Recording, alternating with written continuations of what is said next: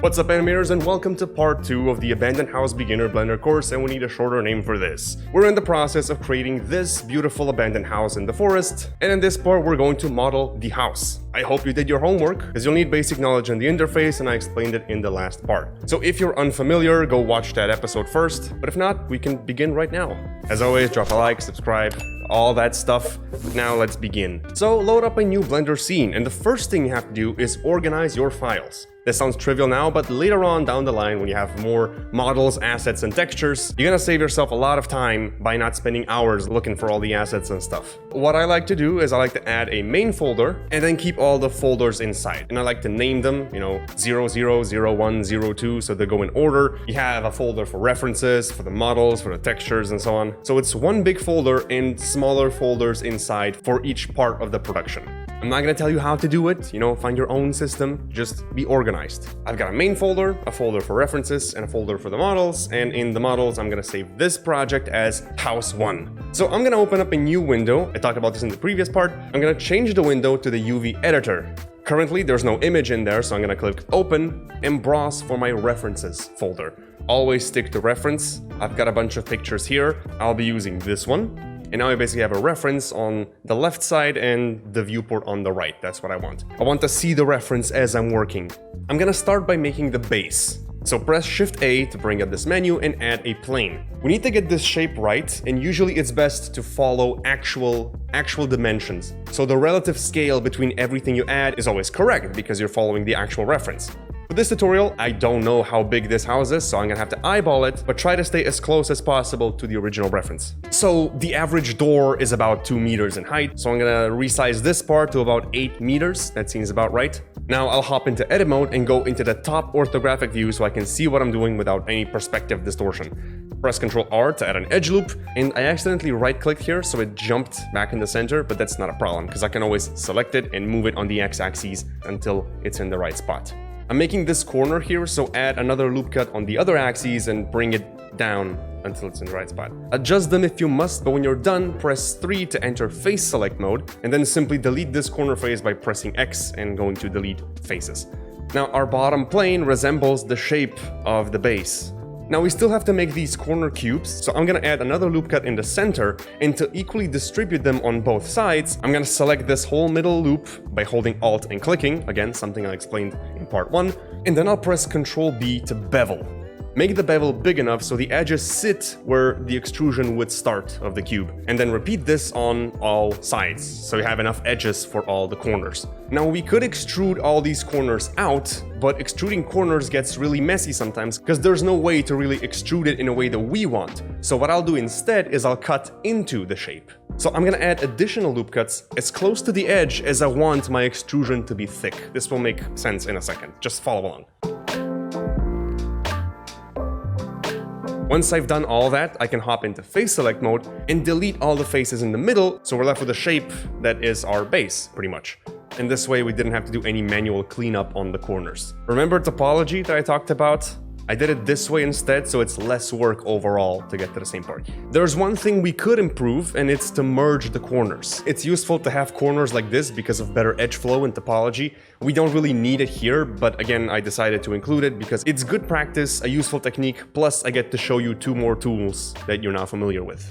It's a win-win-win. So turn on snapping by clicking this icon or pressing Shift and Tab, and then set the snapping mode to vertex. Now, when you move anything and hover a vertex, it's gonna snap directly onto that vertex. But when I do this, I get 2 vertices on top of each other. So when you try to move one, the object falls apart because these are 2 separate vertices resting in the same spot. This is bad for when you try to make UV maps later or add bevels or anything. It's gonna fall apart, so we have to merge them together. The way I'll do this is by turning on this icon up here.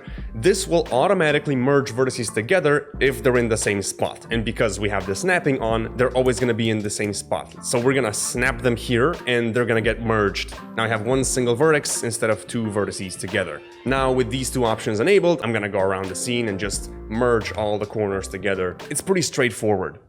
Now that this is done, a quick reminder, you can always select a loop of vertices and make adjustments as you need. Some people think it's way too complicated and fragile, but you can make corrections anytime. It's very forgiving. If you feel like you've messed something up, you can always correct it at any point in time. Now go into the face select mode and press A to select everything. The base in the reference is dummy thick with triple C's. So I want to extrude everything we have by pressing E. This will extrude everything along the normals, which in our case is just pointing straight down, and we have our base. We'll talk about normals more. I've talked about them before, and I'll definitely keep coming back to it because it's an important part, but this is what we have right now. Hop back into object mode, and while it's selected, press F2 to rename it, just like on Windows. You can do this anywhere. Gotta keep the organization. I'm gonna call it base. This is my base. Now let's add the main shape of the house. Press Shift A to get this menu and add a cube.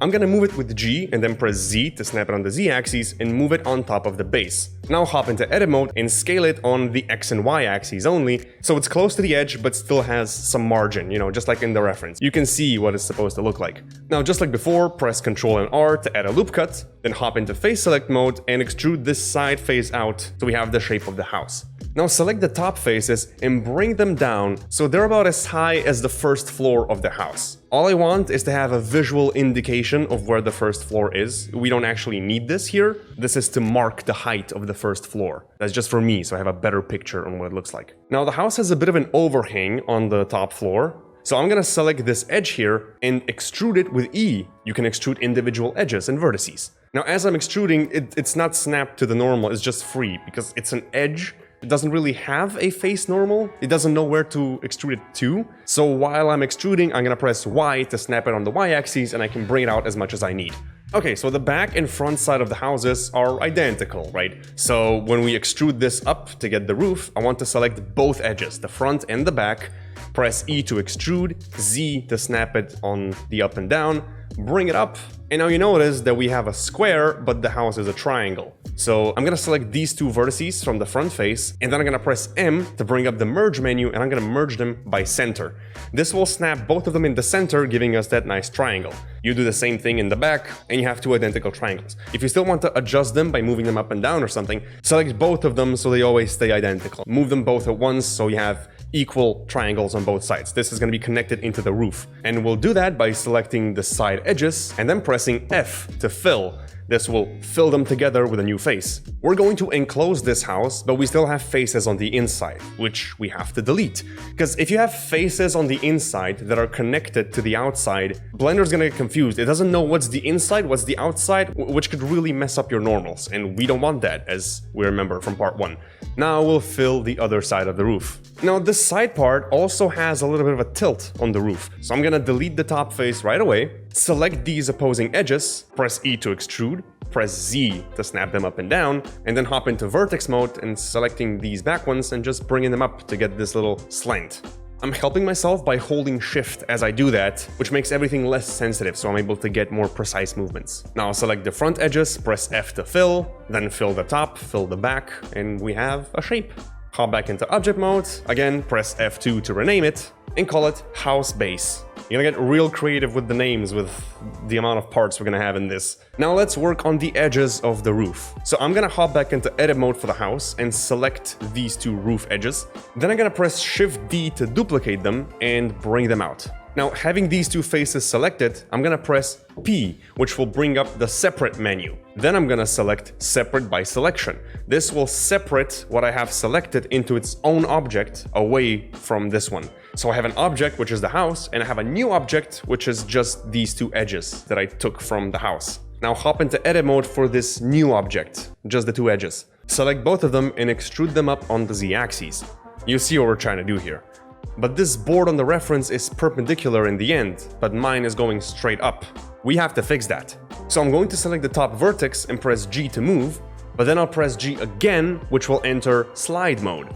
This lets me slide vertices along edges, but it doesn't let me slide it out of the edge. At least it doesn't until I hold down Alt. So on the edge you're currently on, when you hold down Alt, that will extend the edge into the other direction. So I can bring this out until it's perpendicular, And you can also hold down Shift to be more precise. Remember Shift. Shift is your friend. And once this is done, I can do the same on the other side. So select the vertex, double press G, hold down Alt to extend the edge, and hold down Shift so you're able to align it better. Boom. Now on the reference, the top of this is also flat, but mine is pointy. So if you want to bevel things, you press Ctrl B, but if you want to bevel a single vertex, you press Shift Ctrl and B. So select the vertex and press Shift Ctrl B. Now I'm gonna turn on snapping mode again, and because we still have the merge button turned on from before, I'm gonna select this vertex here and just merge it down with the other one. Again, topology. These faces were made up of 5 vertices, which is bad. Let's stick with 4. Now I'm gonna help myself with the snapping tool again. I'm gonna select the bottom edges of this and extrude them on the y-axis until they meet with the roof. I still have the merge button on, but these 2 vertices belong to 2 separate objects, so they can't merge together. So don't worry about your objects fusing, it's fine. Now hop back into object mode, and I want to tell you about modifiers. Hop into the modifier tab, which has this little wrench icon, and modifiers are something you add on top of your object that procedurally change it in a way. No matter if you're making changes to your model, that modifier will still get applied on top over everything in the end. I'm going to give it a new modifier, which is going to be the solidify modifier. Now, when I recorded this tutorial, Blender 4.0 hasn't come out yet, so this is recorded in 3.5. Since then, we got 4.0, which changed some of these things. In 4.0, you would add a new modifier, and instead of these columns here, you would just have a little drop-down that you manually open. It's the same thing though, it's still under generate. Anyway, the solidify modifier will procedurally give this thickness. It's like an extrude modifier in a way, and the thickness will be by the amount you specify here in the modifier. I'm also gonna take on even thickness, so the edges are always evenly thick. So if we change anything about this or add more geometry, it's always going to give us thickness in the end. The plus side of that is that we're only working with a thin sheet. We have less to work with, so it's easier to make corrections, but we still get the thickness we want in the end. It makes it easier, and if you want to adjust the thickness, you can always do that with a slider. You don't have to model anything. Modifiers are great for non-destructive workflow. We'll be using more of those, but they can do much more. So let's add another modifier under generate, and it's the mirror modifier. Change the x-axis to the y-axis because we're mirroring across the y-axis, and instantly we have a flipped version of this. The modifiers apply from the top down. The order of operations becomes important when you do something more complex. We'll get to that as well. So first it gets thickened, and then it gets mirrored across its pivot point, its center point, which is this orange dot here. But none of this is real geometry. The only real geometry is the little L-shaped face that we made. Everything else is made procedurally from that. So when we change the original, everything else gets updated as well, which is why modifiers are so cool. Now, if you want to put this mirrored edge where it belongs, we have to change the pivot point of this object. There's multiple ways of doing this, and I'll show you 2 methods right now. We'll use the 3D cursor first. Let's select the house and hop into edit mode for the house. I'll select both of the roof faces and then press Shift and S for this pie chart for the 3D cursor. I'll pick the bottom option, which says cursor to selected. So this will move our 3D cursor to whatever we have selected, so the center of these 2 faces. The reason I did this is because now I can select my roof edge that I made before, right-click, drop down origins, and then select origin to 3D cursor, which will put the origin of this where the 3D cursor is, which supposedly is in the center of the roof. But because we have this extra edge coming out of this, on the other side it looks like the thing is floating, so let's move it manually, which is where you'll find the second method of changing pivot points. So under the options dropdown, you can see what is going to be affected by your move operations. If we pick origins, that means every time we move something, we're not going to move the object, we're going to move their origin, so their pivot point. So with this option on, I can just select my roof edge, move it on the y-axis, and all I'm moving is the pivot, so the mirror is going to adjust to that. So I can manually move it as much as I want, so it's exactly where I want it. In the end, don't forget to turn this off, or you're gonna be very confused as to why nothing is working. Turn it off. Finally, rename this to house edge or roof edge or whatever. I'm not gonna tell you what to do with the namings. Keep it in mind, organization should always be your #1 priority, because this project has a lot of stuff in it, and if you don't organize it, you're gonna get lost very quickly. Please build a habit of organizing your projects. Now, I'm gonna do that for the sides as well. So select the house, hop into edit mode, duplicate these edges, press P, separate selection, extrude it up, move it down, extend the ends with double G and Alt, and add a solidify modifier. Same process. Now, the problem is they're extruding to the same side. I want them to extrude away from each other. That's because both of these faces are pointing in the same way. Their normals are pointing in the same direction. Let's go up to the Show Overlays button and click this arrow to bring up the dropdown. Down here, you'll find a checkbox that says Face Orientation. This is where you'll find the orientation of the normals. So blue faces are pointing out. Blue is good. Blue means you're viewing the front of the face. And red faces are bad. That's the inside of the face. You don't want to see that on the model ever. So to fix that, I'm gonna turn off the modifier. So click this computer screen icon. That's gonna disable it in the viewport so you don't see it. So select this face and then press Alt and N. N stands for normal, so Alt N. Flip the normal, so now it's pointing in the other direction. A flat face will always have one side that is red, but the solidify modifier counters that, and it always shades it in a way so the faces are turned outwards. Let's turn off the face orientation overlay and set the thickness of our modifier and rename the object. Now let's add some support to this. Add a cube and call it wooden beams. Now move and scale it into the corner. Hop into edit mode, and I'm gonna use the snap to vertices tool once again, so I can snap the top and the bottom faces into the floor and into the roof. Now turn off the snapping tool, and we're gonna stay in edit mode for this one, because I don't want a million faces with the same name and the same function, so I only have one object that's called beams instead of 30. So press A to select everything, and then press Shift D to duplicate. Because we're duplicating inside edit mode, both of these are gonna be part of the same object. Now move it on the x-axis, move it over, press A again to select everything, Shift D to duplicate, move it on the y-axis on the other side, so now I have 4 beams. Now I'm gonna select the corner edges of my pillar and move them up until they meet with the roof. But now they're thicker than my house edge, so I want to increase the thickness of that house edge. So select that, increase the thickness on the modifier. This is also why we use the modifier, because it's easier to control and adjust in the end. Now select the wooden beams again and go into edit mode.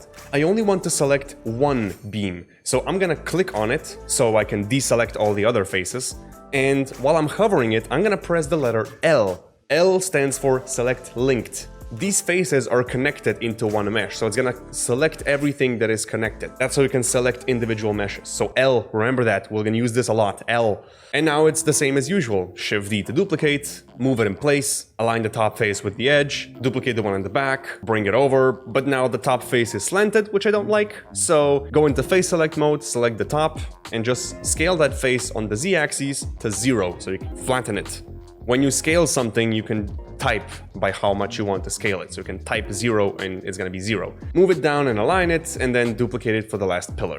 Now, the house has a horizontal wooden line going all around it. Let's make that next. I'm gonna select the house base and hop into edit mode. I'm gonna add a loop cut here with Ctrl R by hovering this edge, which is now hidden by the pillar, but I'm hovering the edge, so I'm gonna add a loop cut. And I'm gonna bring it down by where the horizontal line would be on my model. While it's still selected, I'm gonna press Shift D to duplicate, and while I'm moving it around, I can right-click, so it doesn't move it anywhere, but it's duplicated. Remember, right-click cancels the operation, so the edges have been duplicated, but they have not been moved because of the right-click.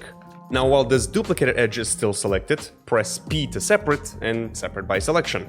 I'll rename it to wood horizontal or something. I told you, I'm gonna get creative with the names. Edit mode, press A to select everything, extrude up on the Z, add a solidify modifier, mess with the offset so it's going in the right direction. We want it to go out of the house, and set a thickness. Now, I feel like my pillars are not thick enough, so select the pillars, go into edit mode, select everything with A, and now by pressing the period key on my keyboard, I get this pie menu from pivot point. So where am I going to scale all of these from? The default is median point, which is the center between everything. If I scale them by default now, they're gonna scale away from each other from this invisible median point. I want to scale all of the pillars individually. So I'm gonna select individual origin, which will scale all of them individually. Press S to scale and press Shift Z to scale on everything but the Z axis. So now I'm making all the pillars thicker at once. In the end, press the period key again and change it back to median point. Or once again, you'll be very confused as to why is it doing it this way. Now back to the horizontal line thing, it ends here, so we have to erase this part. So add a loop cut where the door is gonna go, and I'm gonna turn off the modifier again so I can see what I'm doing. Control B to bevel this apart, and now delete this face in the middle. If we enable the solidify modifier again, it looks fine. Now duplicate this entire line, move it up, because we have 2 of those, and in the edit mode, turn off the modifier again, because I want to see what I'm doing. I'm gonna select these 2 edges and press F to fill them. Now we have these 2 extra edges here that don't really do anything. I want to get rid of those too, so I'm gonna select them and press X, which will bring up the delete menu, but instead of delete edges, I'm gonna select dissolve edges. If you delete edges, it gets rid of everything around it, but if you dissolve the edges, they disappear, but the rest stays connected. That's the difference between delete and dissolve. Turn the modifier back on. Now duplicate this whole thing again, because I want to create this shape, which with all the little cubes poking down. Move it down in place and rename it. I'm gonna give it even more thickness in the solidify modifier, so it goes over the beams, because that's what it also does in the reference. Hop into edit mode, and now I really want to see what I'm doing, so I'm gonna press the / key on my numpad, which will enter isolation mode. So everything you have selected by pressing this button will be isolated, so you can work on one thing at a time. And I also use this a lot, it's a very useful thing. Dissolve this random edge here, and the solidify modifier is acting strange, so I think we might have flipped faces. This is also why your normals are important. So turn off the modifier and go back into the face orientation overlay, and lo and behold, it is actually flipped. So select the face, press Alt-N and flip the face so it's normal. After doing a quick spin, I verified that all the faces are indeed oriented properly now. The inside is all red, but that's the faces pointing towards the house, so those should be red, so everything is fine. Now, because these objects were duplicated, that means I have the flipped face on all of them, so I have to fix all of those. So select one, isolate, turn off modifiers, flip faces. None of this is new information, so I don't have to dive really deep. You understand what I'm doing. Let's get back to our divider with cubes again. I'm going to subdivide this mesh manually by adding a loop cut in the center. But before I apply the loop cut, I'm gonna scroll my mouse wheel to add more loop cuts. I'm gonna add enough of them so the faces feel like squares. I'll do that on all sides. Now this whole thing should be made of squares, so go into the edge select mode, and I'm gonna select the entire bottom edge by holding Alt and clicking. Now I'll drop down the select panel down here, and I'll click checker deselect. That will deselect every other edge. Before we extrude this down, let's press / again to exit isolation, because in the reference, there's no cubes going down wherever there's pillars. So I'm gonna deselect those edges, and now press E to extrude, Z to lock it on the Z-axis, and just move it down until you get squares poking out.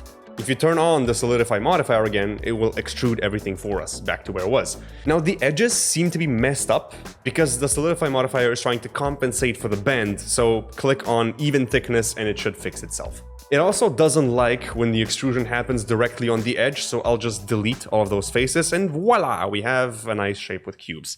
And I guess there's technically another horizontal line just below this, so I'll just duplicate the bottom one and move it up, as well as on the second floor, duplicate that as well. I'll also quickly move the tops of the pillar up so they're better hidden by the roof.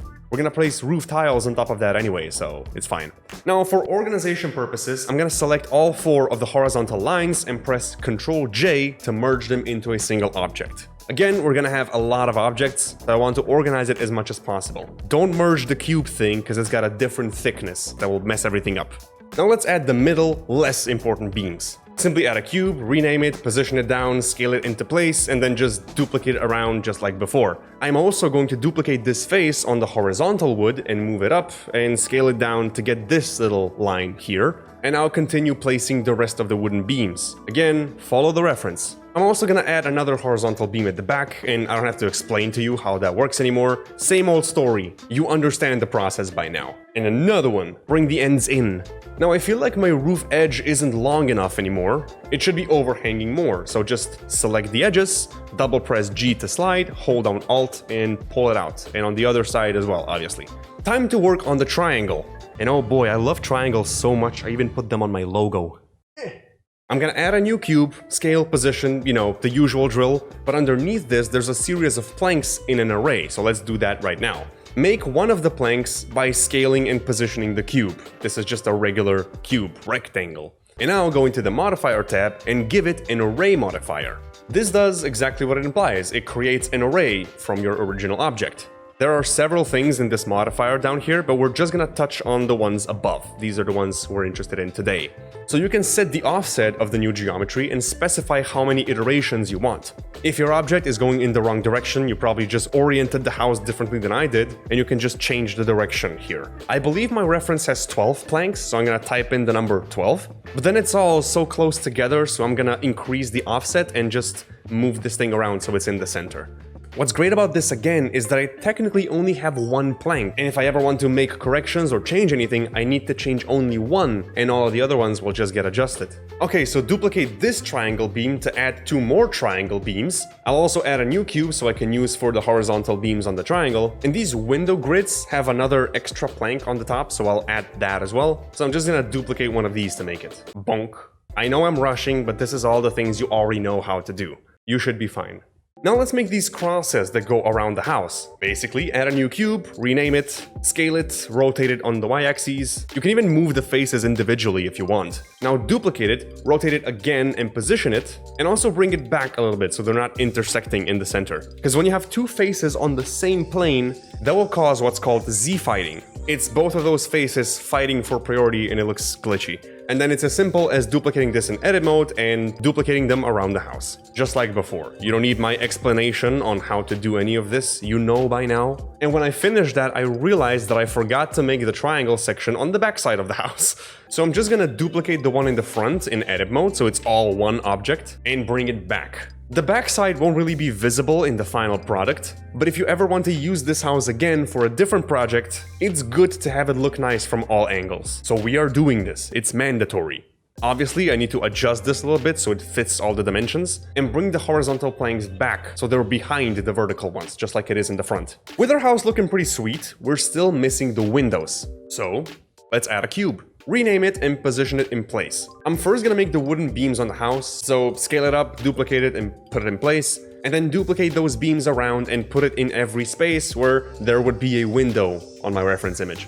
Copy that over to the backside as well and cover the sides so the house is now covered in beams. Now let's add the actual windows, starting off with a flat plane. Position it in place and scale it to fit the window. Now the window is made from smaller squares in a 3x3 grid, and they're separated by a thin wooden plank on every side, including the border, of course. So you could see this shape as 4 wooden planks spaced apart if you count the border as a plank. So I'm gonna add 4 loop cuts horizontally and 4 loop cuts vertically. I'm now gonna select the ones that are furthest apart and scale them on the x-axis so they reach the border. I'll do the same with the horizontal ones. Select the top and the bottom and scale them on the z-axis so they make this nice border all together. I didn't think this through because my middle lines are now not distributed properly. So I'm gonna select all of them and press X and dissolve the edges. I'm now gonna re-add 2 loop cuts horizontally and vertically. Now they're distributed on the center, that's what I wanted before. Now I'm gonna select them all and press Ctrl B and bevel them just enough so they're about as thick as the border.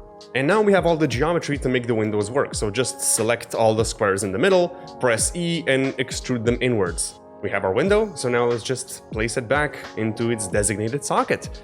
Okay, so we want this type of window in every single socket on the house. But what if, God forbids, we have to make changes to this? What if I've messed something up and have to go back? Do I have to change every single window in the house? That'd be a nightmare. Can you imagine? There's not really a modifier for this, but we do have something called instancing. When you're duplicating an object with Shift-D, you're making a whole separate object with its own data and everything. But when you instance an object using Alt-D, you are duplicating it, but it's technically sharing the same object data. Basically, you have 2 objects that both read from the same data. So if you hop into edit mode and edit one of them, both of them will get edited because it's the same data.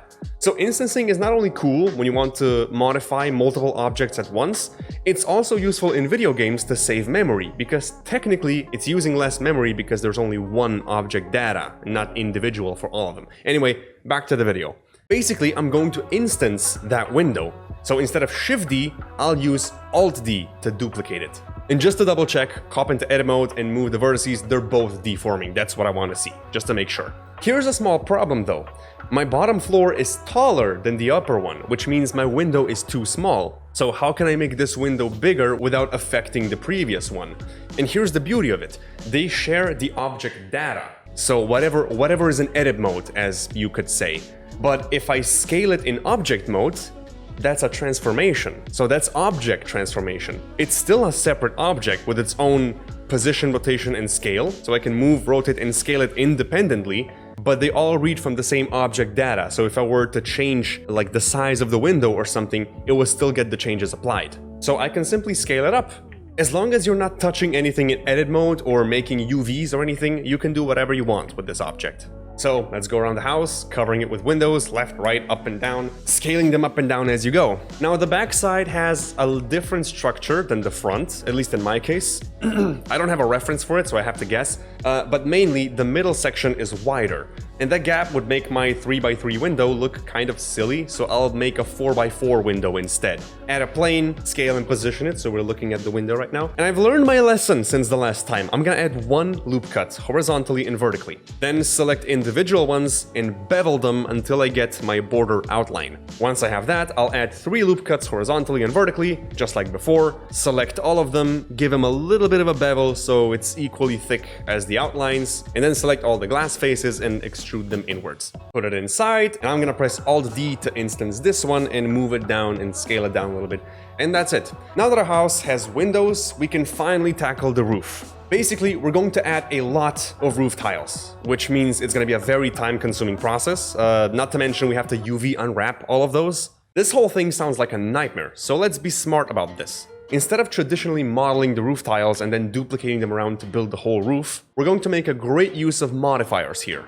I'm going to add a plane and change my snapping setting into center so I can snap it to the center of the roof. I did that so we can have the origin point of the object in the center of the roof. You'll see why we need that later. But now I'm gonna hop into edit mode and move it away in edit mode. The reason it's in edit mode is so the origin point stays in the center. I'm only going to work in edit mode from now on. Now I'm gonna roughly model a flat roof tile by adding loop cuts and moving them up and down just to get a shape of a roof tile. We'll then procedurally give it thickness with the solidify modifier, so boom, we have a roof tile now. Now I'm going to give it an array modifier to duplicate it across the entire line. Looks like I have to use the y-axis, okay? And then I'll give it enough offset so it fits inside the socket, you know, so the shape kind of fits together like a roof tile. And then I'll just up the count until the entire row of the roof is filled. Now I'm gonna add another array modifier so it duplicates everything we've done so far. So the whole row is now gonna get arrayed. This is what I meant when I said that the order of modifiers is important. I'm now gonna juggle between the X and Z offset so I can position it down right.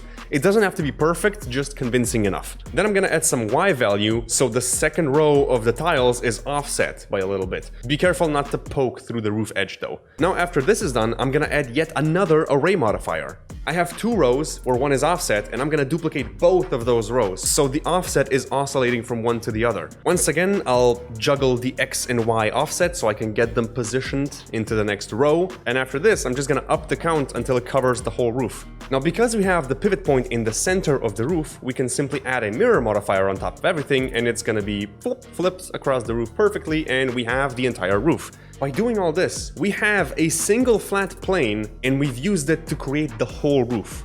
Even when we have to UV unwrap the whole thing, we just have to unwrap one plane, one single tile, and all of the other ones are gonna be done automatically. This is the true power of modifiers. Now duplicate the roof tiles, adjust the arrays, remove the mirror modifier, then position and rotate your new roof where you want it to be for the side bit. And we have our entire roof made from 4 freaking polygons. How cool is that? This house now needs a chimney. Add a cube, extrude the top up and scale it in so you get this nice taper effect. Extrude that up again to a point, and then make another small extrusion and scale that up so you have an inverse taper. Extrude that again to finish the shape of the chimney.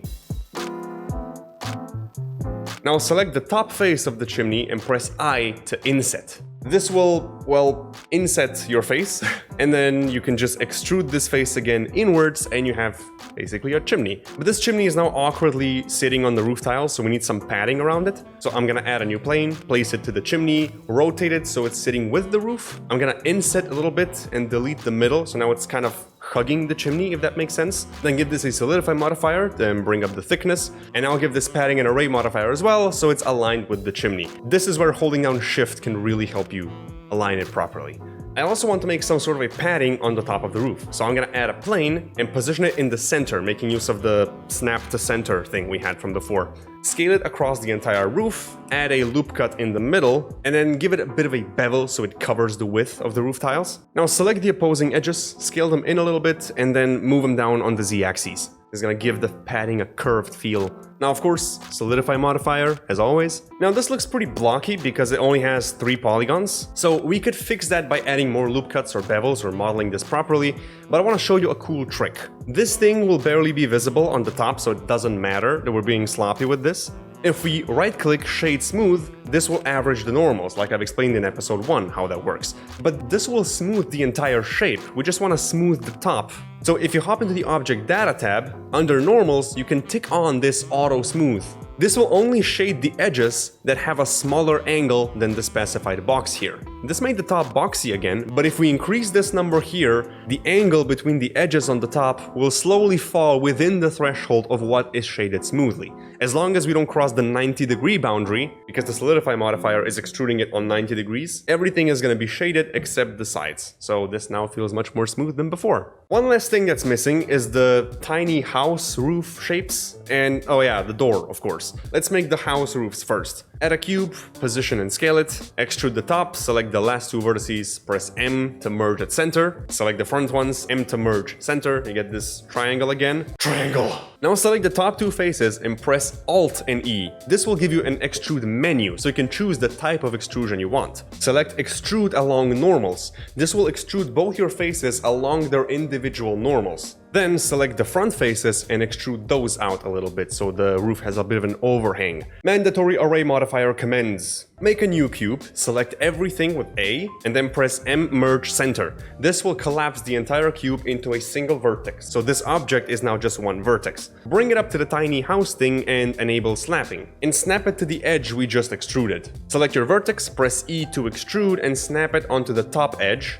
and then extrude it again and snap it to the bottom edge. We basically get 2 edges that are following the shape of the tiny roof. Turn off snapping, extrude them up, and give them a solidify modifier. And of course an array modifier, so they also get placed on the other house. Now duplicate the roof and disable all the modifiers so it's easier. Bring him to the tiny house, scale it down, and then turn on the modifiers one by one and adjust them so they make sense for the tiny roof. You're just rebuilding the tiny roof with the same modifier stack as before. When you add the mirror modifier, it's gonna be completely wonky, so drop down options and go for only move origins once again. And now we can move the origin back in place so the house makes sense on the tiny house. Now, because the modifiers are applied down in a stack, we could add the other roof by simply, adding another array modifier in the end and increasing the offset. Now we need padding for this roof as well, so add a plane, snap it to the center, edge loop, bevel, solidify, shade smooth, and click the auto smooth and fix the angle. The only reason I'm rushing through this part is because we've done this before and it shouldn't be any news. Now this is also just awkwardly sitting on top of the roof tiles, so we need some form of a padding around the tiny houses as well. So add a plane, bring it over, rotate it with the house, give it a solidify modifier, and of course array modifier so it's copied onto the other house. This should be good, but we're missing the windows still. Make wooden beams and stuff with the cube, bring it over, scale, duplicate, but now I want to connect them. Enter isolation mode by pressing the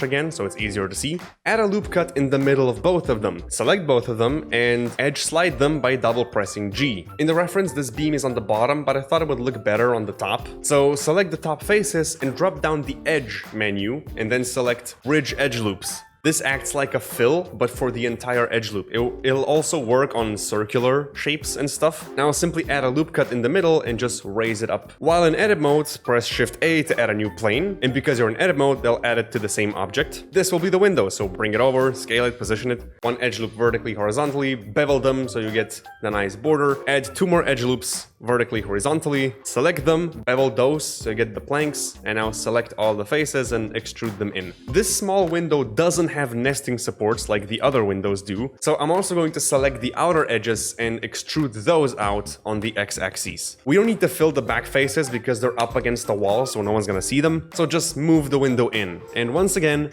array modifier. Now I'm gonna drop down this arrow next to the shading mode so I can modify what it looks like. And because I'm in solid mode right now, we have this cavity option. This will shade the convex edges brighter and the concave edges darker. You can control how and by how much as well. That's because I have a lot of different shapes in here and I just want to make them more visible, especially for YouTube's compression. So hopefully that's better. All right, let's make a door. Add a cube, bring it over. This will be my door frame, so duplicate this beam in edit mode. Duplicate again and rotate it on the y-axis by 90 degrees. Again, you can type those numbers in. You don't have to eyeball it. I'll duplicate this again and I'll use it for the horizontal ones. I'll rotate it by, say, 45 degrees. But the more you do manually, like manually rotating it and stuff, the more it's gonna look old and crooked. So the less perfect it is, the better it's gonna look, if that makes sense. Don't worry, we'll come back to all of this and cripple the house some more, like shatter windows, deform the roof tiles and stuff. We'll come back to all of that. Now duplicate this diagonal one and scale it on the x-axis by -1. This will flip it around so it's the same on the other side, but it will also flip the normals.